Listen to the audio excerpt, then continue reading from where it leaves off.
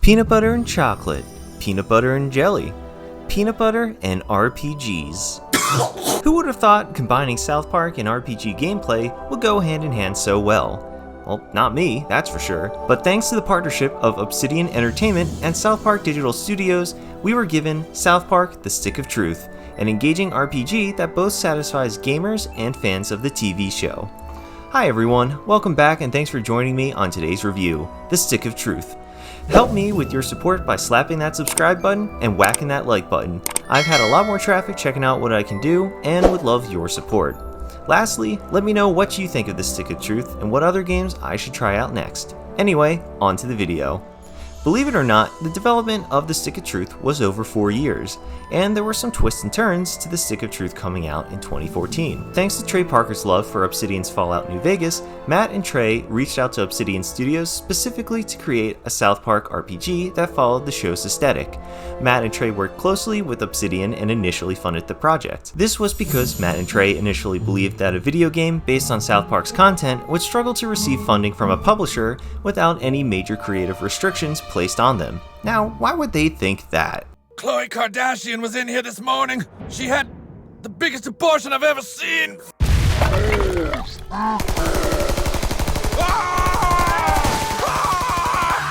There were some rough patches with original backers, but eventually Ubisoft bought the rights to The Stick of Truth.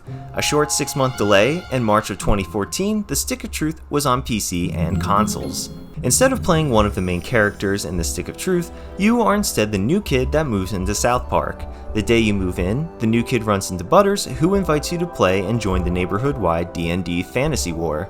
The main factions are the Human Wizard Coalition led by Cartman and the Wood Elves led by Kyle. The war is about who controls the mystical Stick of Truth, a magical stick that can control time and space. I'm kidding, it's a stick with no power and it's all pretend. And if that's what you thought, you were right. The adults in South Park are idiots, however, and actually believe that it's real. I control the universe! Get back! Back, I say, all of you! I can do anything I want!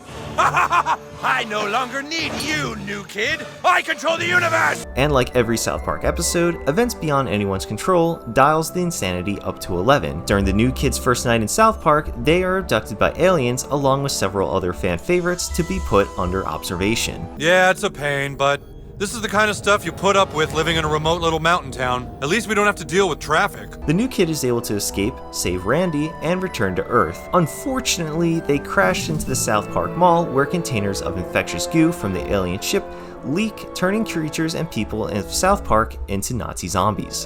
The events from the crash make the kids believe it all ties into their D&D fantasy war because of the strange disappearance of the Stick of Truth during the new kid's first night in South Park.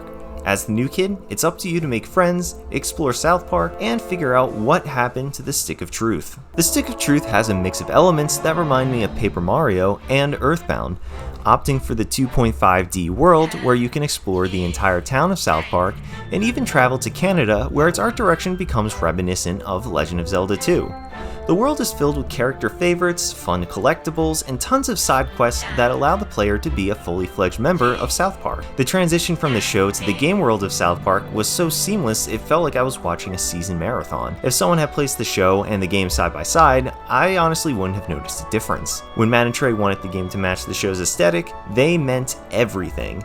And Obsidian Entertainment followed Matt and Trey's direction to the T, ensuring that the armor and weapons the kids used genuinely looked like just a random assortment of items that were found in their backyards or basements. And I loved how all the barriers and castles were just makeshift cardboard walls and decorated treehouses.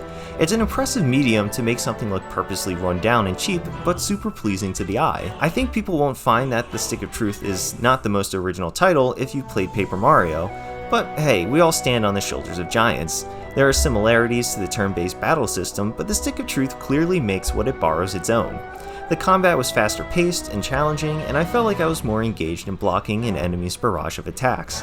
Your character has a main, light, or heavy attack, special abilities, a summon ability, items for healing, fart attacks, and an investigative option that reveals buffs and debuffs of you, your allies, or your enemies. It even tells your enemies' weaknesses without you wasting a turn. Nice. Special attacks use power points, and your fart attacks uses mana. As you level up, both your power points, mana, and health increases. In order to buff up your attacks and base stats, your character can modify their weapons with strap-ons and patches, and also wear specialized gear that fits their class. And that is the Stick of Truth's main advantage over Paper Mario in terms of taking the combat one step further. Because at its core, the Stick of Truth is a role-playing game. You can play as either a fighter, thief, mage, or Jew. I chose to play as a mage for my review run, and so far haven't had the chance to play as a different class. I got a strong impression that if I did use a different class, many of my combat scenarios would have been very different. During the combat phases, your character is one of the main cast battling with them as their partner. The main cast take on all aspects of the main 4 classes. Stan is the fighter, Carbon is the mage, Jimmy is the thief, and Kyle is the Jew. As I progressed in the game, I noticed that as a mage I worked best with Butters, who was a paladin, a warrior with healing capabilities, and Stan, a fighter that had wide attacks that could slash down a row of enemies. Whereas I wasn't as proficient in taking down my enemies with Kyle, Carbon, and Jimmy. Again, I'll have to test this theory on another playthrough, but I'm not complaining. To further enhance your class's stats, the Stick of Truth has a secondary leveling system based on how many friends you have on social media. Every so many friends you make, you can select an extra perk that enhances things like item usage, spell casting, and damage output. Together, all these elements create an entertaining and engaging leveling experience that provides satisfying and tight combative controls. To date, this was one of the most addicting games I've reviewed this year. It took me 4 play sessions that were about 4 to 6 hours each because I was both equally invested in the Stick of Truth story and I was obsessed with leveling up my character. There were so many times I would legitimately enjoy the gameplay that I would forget I was playing a video game in the crude humored world of South Park, which is extremely impressive. Any South Park reference that is incorporated in the game feels organic, and at no point did I feel like an element from the show was just thrown in to please their audience.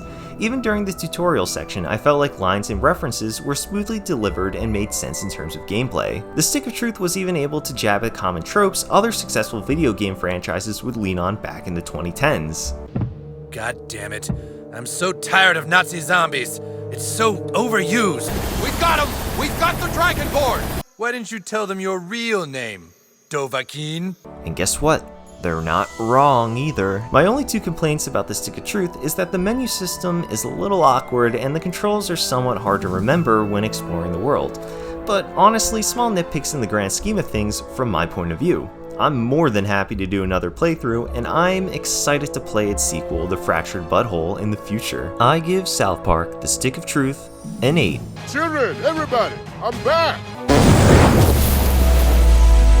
Out of 10. If you made it this far in the video, consider giving it a like and subscribe to the channel. I've got plenty of past content for you to check out and enjoy. Tell me what you liked about the Stick of Truth in the comments below, and what other games I should review next. If you disagree with anything I said, I am more than happy to talk about in the comments below. Anyway, my name is BirKey, and see what is in my corner next time.